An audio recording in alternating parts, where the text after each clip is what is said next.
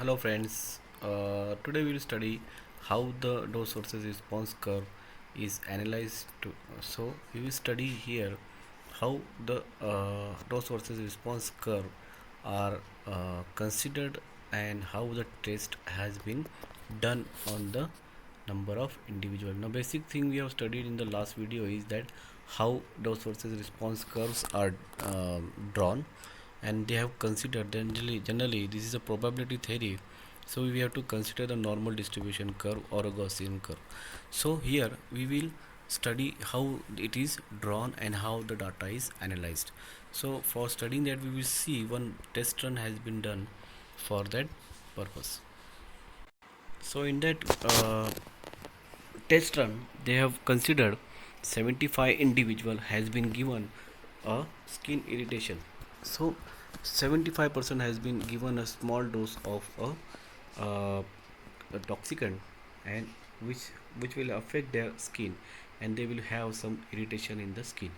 So in that case, so they have given a small concentration of that toxicant to the 75 individuals. So in that, what they have recorded is the responses. So their responses have recorded according to the scale of 0 to 10.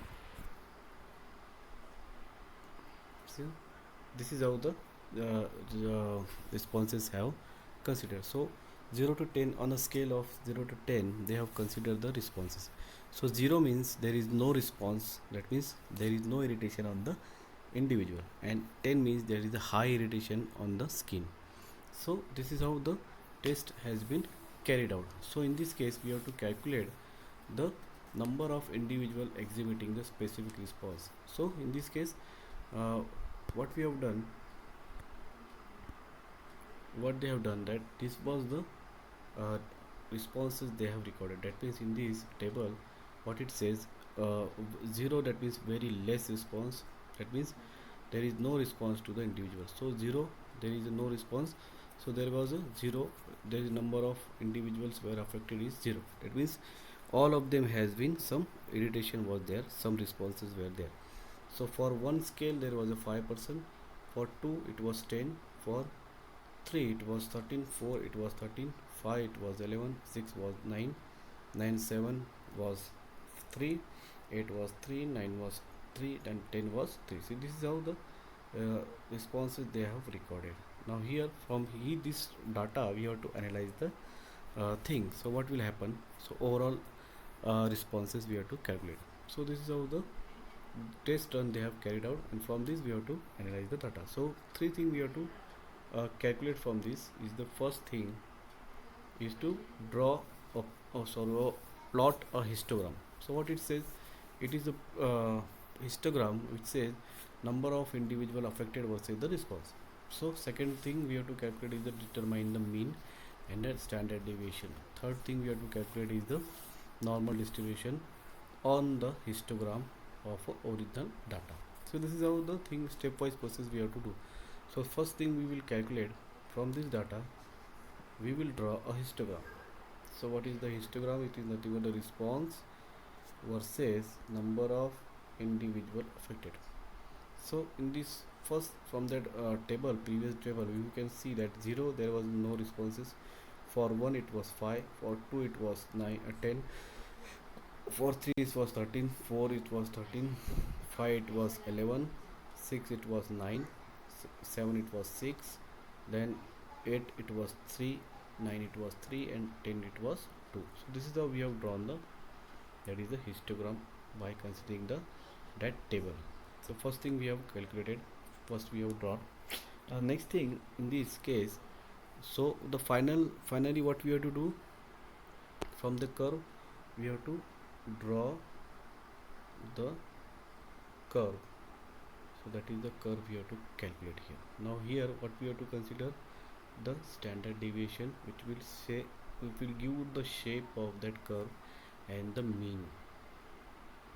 So which will mean will give the height, at what it will be the height. So this is how we have to calculate. So the second thing we have to calculate is the mean. So it is a mu. Now, mu can be calculated by this formula that we have seen in the last video also. So that is it is summation of x into fx upon the total number of individual.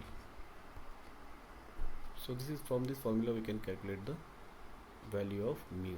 So here we have calculated the value of mu.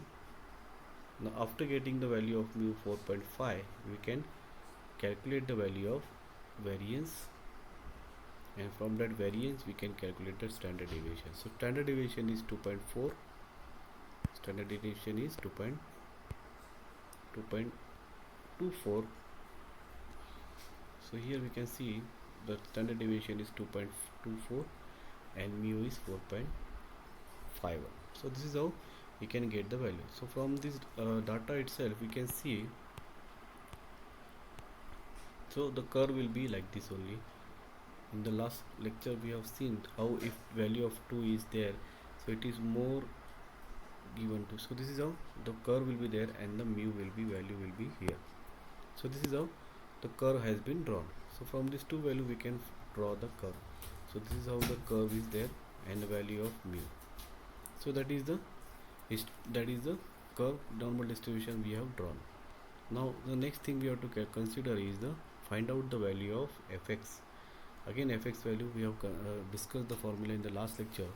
So by putting the values of standard deviation and the mu, we can calculate the value of fx. So that is how we can calculate. So substituting the value of mean and the standard deviation, we can find on that is the value of fx.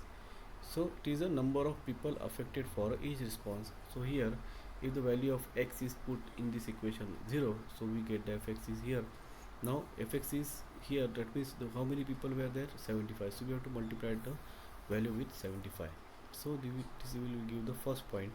Second point, if value of x is 1, so this is how we can get the values. Now here likewise we can calculate up to 10. Now what is the mean? So we can put that value also, and this is how the data is considered in the problem. So that is how the analysis work is done on the dose versus response curve. So thank you friend, and in the end I will say that there is some sound problem in my videos because a small very there is a very less resources are available here.